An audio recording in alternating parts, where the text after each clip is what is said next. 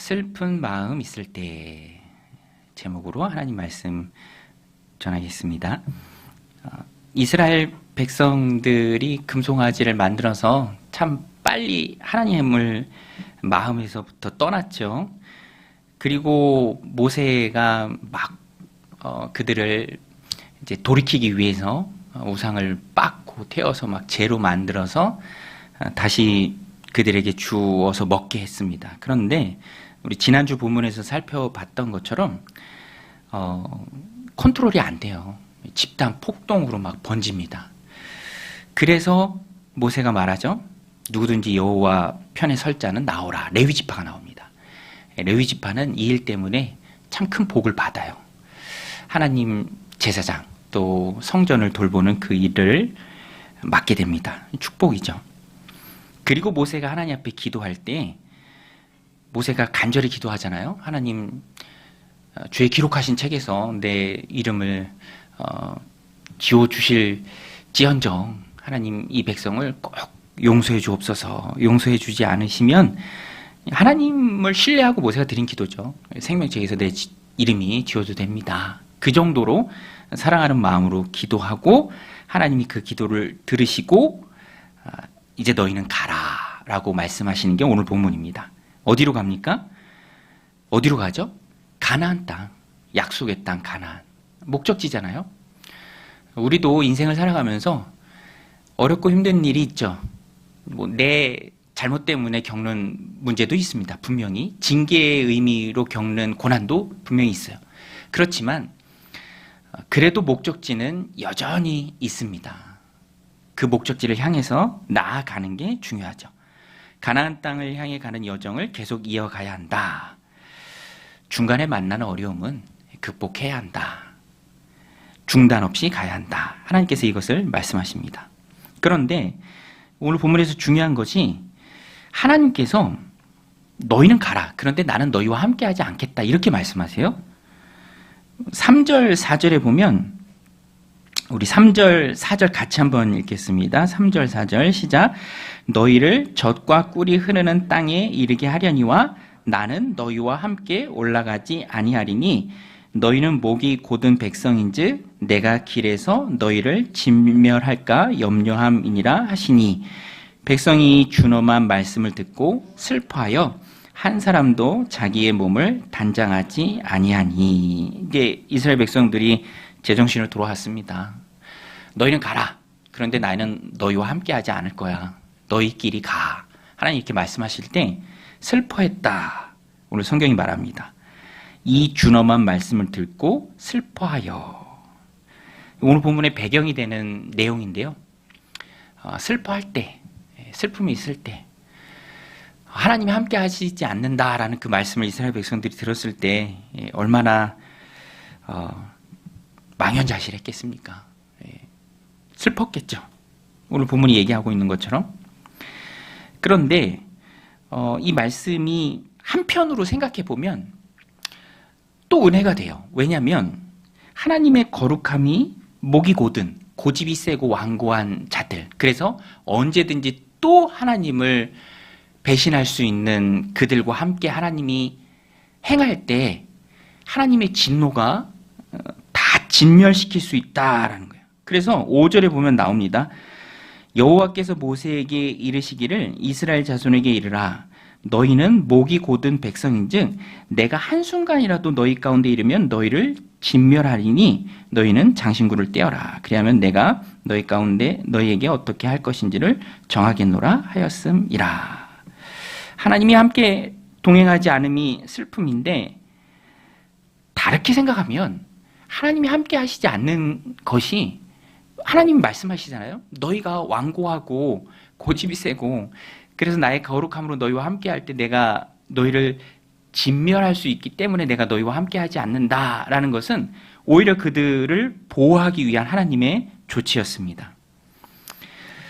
여러분, 인생을 살아가다 보면 내가 이 은혜가 아니다라고 생각하는 그런 것들이 있어요. 그런데 하나님 편에서는 그것을 내게 은혜로 허락하시는 것일 때가 있습니다. 고난을 겪고 또 어려움을 겪을 때 이렇게 힘든 일도 있나? 이런 슬픈 일도 있나? 이런 어려운 일도 있나? 라고 생각하지만 어떤 면에서는 그것이 하나님께서 나를 단련하시는 또 하나님의 은혜인 것이 나중에 생각이 되죠. 그 자녀들 키울 때도 온실 속의 화초로 키우면 안 된다, 뭐 그렇게 얘기하잖아요. 자기가 어려움을 겪었을 때 그것을 극복하고 해낼 수 있도록 키워내는 것, 그것이 참 중요하죠. 여러분, 오늘 본문에 보면 하나님께서 함께 하시지 않는다라는 것도 사실 이스라엘 백성들 편에서는 은혜예요. 또 모세의 기도를 통해서 또 하나님이 그래, 그럼 내가 너희와 함께 할게, 이렇게 말씀해 주시기도 합니다. 그것도 또 하나님의 은혜예요. 하나님의 행동은, 하나님의 행하심은 다 은혜입니다. 우리는 그것을 바라볼 수 있는 눈이 있어야 돼요. 여러분, 정말 그래요.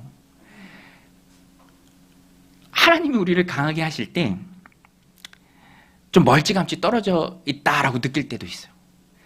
그런데 뒤돌아보면 그것이 또 하나님의 은혜였음을 우리가 고백하게 됩니다. 그런데 오늘 본문에서 중심 주제는 물론 그런 은혜도 있죠. 그런데 그것이 아주 지속적으로 계속 머물러 있어야 할 은혜는 아닙니다. 그런 은혜는 잠시 겪는 은혜죠. 진짜 은혜는 우리가 늘 하나님과 동행하는 것입니다. 내가 하나님 마음에 은혜에 합당한 자로 담대하게 하나님 앞에 서는 것이죠. 그래서 오늘 본문의 이 배경 속에서 좀 말씀을 살펴보고자 합니다. 이 상황이에요. 슬픔 상황. 내가 너희와 함께 하지 않겠다. 너희끼리 가라. 이렇게 말씀하시는 그 상황 속에서 이 말씀을 좀 살펴보면 이 슬픔을 이스라엘 백성들이 어떻게 극복하는가, 어떻게 극복해야 하는가. 오늘 본문에 보면 이 두 번 등장하는 구문이 있어요. 5절에 한 번 나오고 6절에 한 번 나오는데 5절 뒷부분에 보면 너희는 장신구를 떼어내라, 이렇게 말씀하십니다. 너희는 장신구를 떼어내라. 6절에도 이스라엘 자손이 호렙산에서부터 그들의 장신구를 떼어내니라. 슬픔인데, 슬픈 상황인데, 마음이 아픈데, 두려운데 하나님 함께 하시지 않는다라고 선언하셨으니까 그 상황 속에서 장신구를 떼라, 하나님 명령하십니다. 장신구를 왜 하나님께서 떼라고 명령하셨을까요? 왜 하나님이 장신구를 떼라, 꾸미지 말라, 이렇게 말씀하셨을까? 저는 본문을 좀 묵상하면서 그 이유가 동행이 어려울 정도로 너희는 완악하다, 목이 곧다. 오늘 본문의 표현이죠. 목이 곧다, 완악하다, 고집이 세다, 순종적이지 못하다라는 의미예요. 너희의 그런 모습을 너희가 깨달아 알라.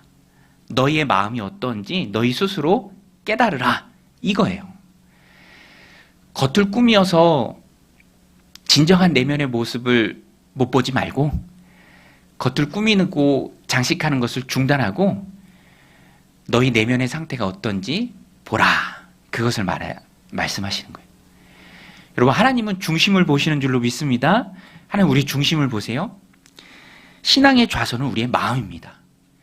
마음에서 행동이 나오죠. 마음이 고쳐지지 못하면, 마음이 바르지 못하면, 하나님에 대해서 잘못 알고 있으면, 엉뚱한 곳에 마음이 가 있으면 엉뚱한 행동들이 나올 수밖에 없어요. 겉모습을 중요시 여김에 마음을 등한시 여기고 신앙생활을 해간다면 하나님께서는 말씀하십니다. 장식하지 말라. 장신구를 떼라. 저도 이 말씀을 좀 묵상하면서 아주 깊이 묵상하지 못했는데 문득 제 모습이 좀 떠오르더라고요. 누구나 다 타이틀이 있잖아요. 자존심이라는 것도 있습니다. 그렇죠? 그런데 그것이 어떤 면에서는 겉모습의 중요성으로 나아갈 때 마음을 직시하지 못하는, 내면의 진정한 상태를 직면하지 못하는 일이 생기기도 합니다. 정말 중요한 것은 하나님 앞에서의 나의 마음이에요. 벌거벗은 채로 하나님 앞에 섰을 때 그 마음입니다. 하나님 모세를 부르실 때도 모세에게 말씀하잖아요. 내 발에 신을 벗으라. 이곳은 거룩한 곳이다.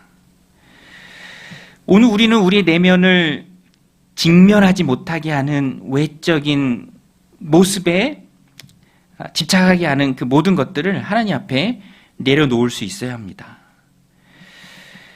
신약으로 넘어가서 보면 바리새인들이 그랬죠. 고정관념의 그 틀에 딱 갇혀 있어서 주님을 온전히 품지 못합니다. 주님의 말씀을 받아들이지 못해요. 주님의 반대편에만 서 있죠. 그 이유는 편견이고 고정된 생각에 꽉 묶여있기 때문이에요. 요한복음 9장에도 보면 날 때부터 보지 못하는 맹인이 예수님 만나고 눈을 떠요. 아주 그 대조가 명확합니다. 맹인은 육신의 눈을 뜨면서 영적인 눈도 떠요. 주님을 그리스도로 믿게 됩니다. 그런데 자기 생각에 꽉 붙들려 있던 바리새인들은 안식일 날 고쳤다 이거예요. 안식일 날 고쳤다. 안식일 전통에 꽉 매여 있어요. 안식일 규정에서 한 발자국도 앞으로 못 나갑니다. 묶여 있으니까 받아들일 수가 없는 거예요. 거부할 뿐이죠. 진짜 소경이 누구인가? 진짜 눈먼 자가 누구인가? 자기 생각에 갇혀 있는 자들이죠. 네, 저도 이 말씀을 좀 묵상하면서 내가 내 겉으로 보이는 타이틀에 좀 묶여 있지 않는가 좀 적용을 해봤습니다. 예. 저희 아이들 첫째, 둘째 이제 막 커서 한참 사춘기인데 뭐 걔들은 항상 사춘기였던 것 같아요, 그죠? 근데 이제 아이들일 때는 막 찍어 누르잖아요, 그렇죠? 이거 해, 안 하면 권위에 대한 도전이야, 막 그죠? 내가 가장인데, 근데 그것도 저를 온전히 바라볼 때 방해가 되는 것 같아요. 역효과가 날 때가 있고 아이들이 뭐 이제 자기 생각이 있으니까 금방금방 순종하면서 따라오진 않잖아요. 그러면서 좀 방법을 바꿨습니다. 대학생처럼 대해주자. 약간 좀 성인처럼 대해주자. 그러니까 신기해요. 갈등이 싹 사라졌어요. 저부터 그 아이를 대할 때 얘는 대학생이야. 거의 뭐 직장 동료야. 뭐 이 정도 수준이면 어지간한 것은 그냥 다 넘어가더라고요. 내가 내 안에 너무 갇혀 있어서 나를 너무 꾸민 거죠. 그렇죠? 내가 가장인데. 옛날 우리 아버지 세대를 그냥 생각하면서 그랬던 것을 좀 느끼게 되더라고요. 여러분, 모든 관계 속에서 마찬가지입니다. 신앙의 성장은 우리 생명의 삶에서 배우잖아요. 여러분, 신앙의 성장은 뭐죠? 믿음의 성장, 신앙의 성장은 뭡니까? 예수님 닮는 거예요. 근데 예수님 닮을 때 자존심이 꺾여야 예수님 닮습니다. 예수님은 순종하시는 분이잖아요. 예수님은 섬기는 분이잖아요. 자존심이 살아있으면 섬기지 못하고 순종하지 못합니다. 시퍼렇게 살아있어서. 꾸미면 꾸며진 모습만 봐요. 포장하면 포장된 모습만 봅니다. 자기가 얼마나 완악한지, 하나님 앞에 깨져야 하는지, 낮아져야 하는지 그걸 못 봐요. 꾸미지 말라의 영적인 의미는 내 있는 모습 그대로 보고 엎드려 회개하라. 잘못된 모습을 봐라. 시퍼렇게 살아있는 자존심 때문에 우상 만들고 그거 쫓아다니던 네 모습을 직시하라. 여러분, 이 적용을 좀 확장하면 하나님은 중심을 보신다. 꾸미지 말라. 하나님 중심을 보신다. 그러면 우리의 잘못된 모습도 보지만 하나님 앞에서 더욱 진실한 삶을 살고자 노력하게 됩니다. 다윗이 그랬잖아요. 사람의 시선을 의식하지 않았기 때문에 하나님만 의식했기 때문에 법궤가 다윗성으로 들어올 때 다윗이 얼마나 기뻐했습니까? 막 춤추면서 바지 저고리가 내려가도 모를 만큼 기쁨이 충만했죠. 아내가 그걸 보고 막 흉보니까 다윗이 말하잖아요. 나는 여호와 하나님 앞에서 뛰는 거다. 뛰는 거다. 하나님이 다윗의 손을 들어주십니다. 여러분, 오늘 우리도 거추장스러운 포장은 다 벗고 장신구를 떼고 하나님 앞에 진실한 신앙인의 모습으로 서서 하나님 앞에 춤출 수 있어야 돼. 기뻐할 수 있어야 하고, 어린아이처럼 즐거워 있어야 하고. 자꾸 이 세상의 그런 풍조, 어떤 가치관, 모습 때문에 이렇게 막 체면 차리고, 그렇죠? 포커페이스 하고, 그거 하나님 기뻐하시지 않는 것 같아요. 마리아도 말씀 듣기를 사모했습니다. 마르다는요, 분주했어요. 여기서 막 어떤 분들은 목사님 저는 좀 분주할래요. 마르다가 되겠습니다. 열심히 하려고 이렇게 말씀하시는데 그것도 뭐 좋죠. 그런데 주님께서는 마리아의 손을 들어주셨어요. 예수님 발치에 앉아서 그분의 말씀을 듣고 있었습니다. 막 언니 바쁘게 막 언니인가 동생인가 막 이렇게 바쁘게 해도 그게 좋은 거예요. 예수님 발치에 앉아서. 그렇죠? 예수님이 마르다에게 말씀하시잖아요. 내가 많은 일로 염려하고 근심하나 한 가지만 필요하다 말씀하시며 이제 마리아가 좋은 편을 택했다 이렇게 말씀해 주세요. 우리가 분주한 것, 그 다 꾸미느라 분주한 거 아닙니까? 꾸미느라 분주해요. 세상이 나를 어떻게 바라볼까? 분주해. 정작 중요한 것은 다 놓쳐버려요. 믿음과 신앙과 하나님 앞에 선 나의 모습이 중요한데 중요한 것을 놓쳐버린다. 마르다처럼 산다. 네, 제가 어렸을 때 구역예배 할 때도 그 생각 나더라고요. 어렸을 때 구역예배 하면 어린 저도 느낄 수 있어. 이렇게 예배하고 막 말씀 들어야 되는데 엄마는 자꾸 이렇게 가스불 끌어가고 막 그죠? 뭐 준비해 오고 그러다가 다 못해. 말씀이 중요하죠. 여러분 말씀이 중요한 줄로 믿습니다. 장식은 선택이에요. 이 부분에서는 하나님 명령하십니다. 하도 꾸미고 하도 장식하고 우쭐하고 어깨 힘들어하고 목이 고드니까 하나님 명령하십니다. 장식품을 떼라. 장식품을 떼라.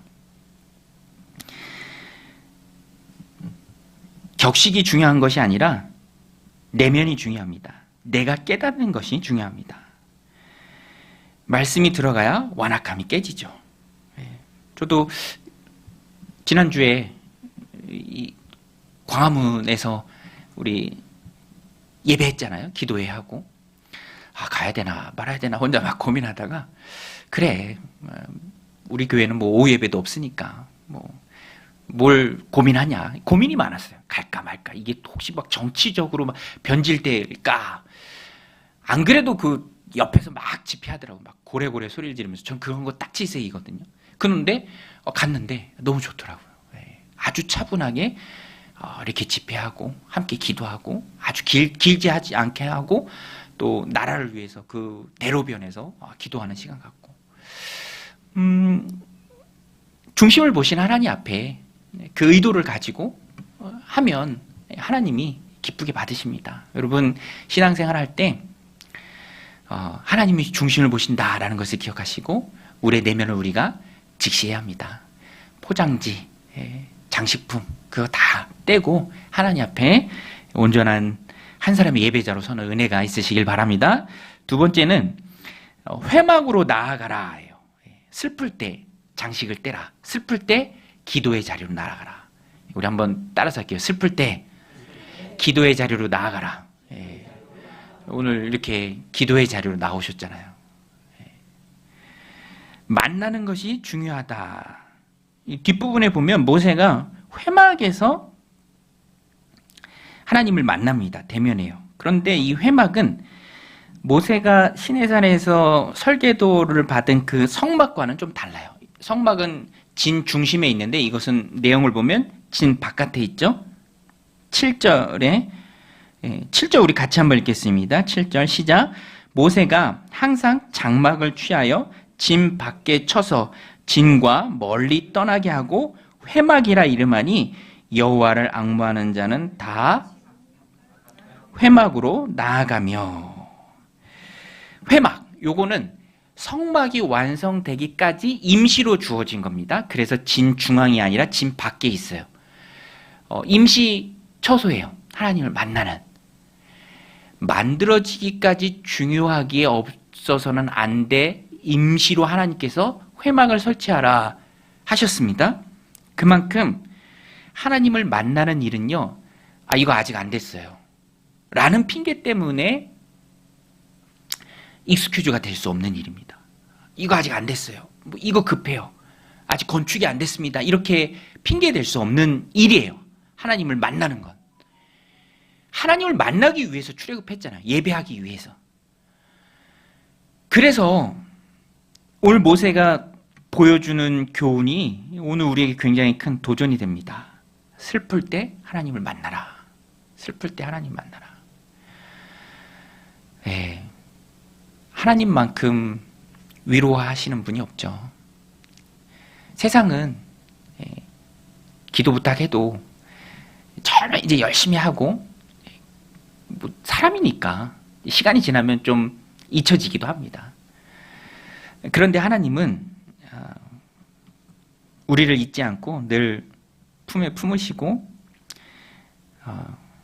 선한 의도로 또 인자와 긍휼로 우리를 이제 우리가 섬기는 그 하나님께서 우리를 품어 주십니다. 우리를 돌봐 주시죠. 그래서 슬플 때 하나님께 나아가라. 모세는 여기서 힘을 얻어요. 그리고 이제 다음 주 본문 보면 그 힘 가지고 또 하나님 앞에 기도합니다. 하나님 함께해 주옵소서. 하나님 함께하지 않으면 무슨 의미가 있습니까? 이 민족에게. 그렇게 기도하는 힘을 또 얻습니다. 그리고 모세가 가서 기도할 때 백성들이 다 봐요. 8절에 보면 모세가 회막으로 나아갈 때 백성이 다 일어나 자기 장막 문에 서서 모세가 회막에 들어까지 바라보며. 예. 여러분, 세상이 공동체를 봅니다. 우리를 봐요. 자녀들도 다 봐요. 그렇죠? 사람들도 다 봅니다. 그리고 9절에 모세가 회막에 들어갈 때 구름 기둥이 내려 회막 문에 서며 여호와께서 모세와 말씀하시니. 모세가 말씀하십니다. 그리고 11절에 가서 보면 사람이 자기의 친구와 이야기함 같이 여호와께서는 모세와 대면하여 말씀하시며 모세는 진으로 돌아오나 눈의 아들 젊은 수종자 여호수아는 회막을 떠나지 아니하니라. 모세의 후계자 여호수아도 그 회막에서 만나는 가운데 또 조금씩 세워집니다. 회막이에요. 회막.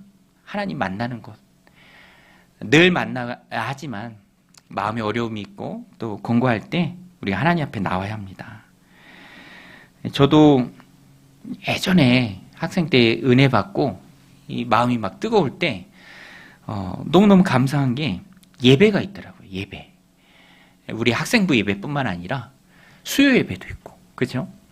옛날에는 금요 철야라고 이렇게 이름을 붙였어요. 금요 철야 예배도 있고, 수요 예배, 철야 예배. 하나님은 예배를 사랑하는 모습을 기뻐하십니다. 예배를 통해 만나주시고 예배하는 자를 찾으시고 영과 진리로 예배하는 자를 기뻐하십니다. 11절에 사람이 자기의 친구와 이야기한 같이 여호와께서 모세와 대면하여 말씀하시며. 예배 가운데, 만남 가운데, 하나님과의 만남 가운데 친구처럼 대화하는 그 회복의 따뜻함이 있다라는 것입니다. 여러분, 오늘 우리는 위기의 순간에 하나님 앞에 나와야 합니다. 내가 너희와 함께하지 않을 거야 라고 하나님 말씀하시는 그 순간에 포기하지 말고 하나님 앞에 나와 기도해야 합니다.